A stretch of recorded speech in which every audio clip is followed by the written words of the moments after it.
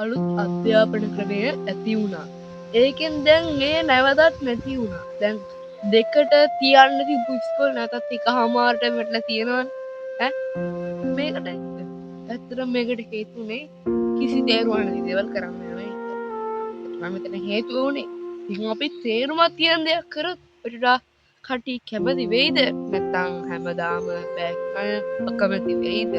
ඉතින් මම අද ඉදිරිපත් කරන යෝජනාව පොඩ්ඩක් බලන්න. මම අද කියන්නේ තාක්ෂණයේ අධ්‍යාපනයට යොදා ගන්නා අලුත්ම ආකාරයක් විදිහට. දැන් ළමයින්ට දැන් තියෙන එක්තරා ප්‍රශ්නයක් තමයි පාසල් බෑගයේ බර හඳුන්වන්න පුළුවන්. ඉතින් මේ පාසල් අඩු කරන්න ක්‍රමයක් විදිහට අපිට අධ්‍යාපනයට යොදා ගන්න පොත්පත් ගොඩින්ද නෙමෙයි බර ඇති වෙන්නේ.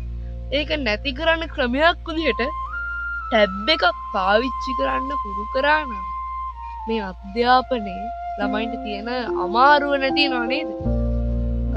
ලියන දෙක හරි පෙළපොත්වලට පිටකවර දාන එකේ ඉඳන් සියලුම වියදම් දක්වා පොත් ගන්න වියදම දක්වා සියලු දේවල් අඩු වෙනවා. ඉතින් කාලයක් තිස්සේ තියෙන වියදම් එකකින් අඩු කරන්න බර එක දෙයකින් අඩු කරන්න පුළුවන් ක්‍රමයක් තමයි මේ ටැබ් එක අධ්‍යාපනයට යොදා ගන්නවා කියන්නේ. හැබැයි මෙහෙමත් දෙයක් තියෙනවා. දැන් ටැබ් එක නිකන් ඉගෙන ගන්න විදිහ විතරක් යොදාගෙන විභාගයට යොදාගත්තේ නැත්නම් එතන කිසි වැඩක් නැහැනේ. ඒ හින්දා විභාගත් ස්මාර්ට් කරන්න ඕනේ. විභාග ස්මාර්ට් කරන්න තියෙන වාසි මොනවද? පළවෙනි එක තමයි විභාගය අපිට කාර්යක්ෂමව ලියන්න පුළුවන්. එතකොට අපි උත්තර ලියපු ගමන්ම ඒක පිළිතුරු ඇවිල්ලා මාක්ස් එන විදිහට අපිට ඒක හදන්නත් පුළුවන් නේද?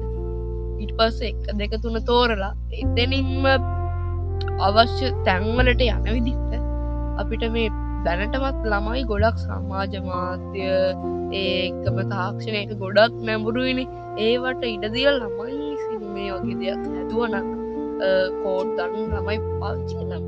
ගොඩක් ලේසි හල්යන් නැතුව වාර විභාග ඉක්මනටම තියාගන්න පුළුවන් ක්‍රමයක් තමයි. කියන්නේ මේකට බලන්න කාලෙකුත් යන්නේ නැහැ. ඒකම ඉතින් සාකච්ඡා කරන්නත් පුළුවන්. සාකච්ඡා කරන්න වෙනවා අපේ. ඉතින් මේක ගොඩාක් හොඳයි අපිට. විභාගත් ස්මාර්ට් වෙන්න ඕනේ. ඉගෙන ගන්න එකත් ස්මාර්ට් වෙන්න ඕනේ කියන එක තමයි මගේ මතය. ඉතින් මේක ෂෙයා කරන්න මේ මතේ ඔයාලට වටිනවා නම්. Thank you. I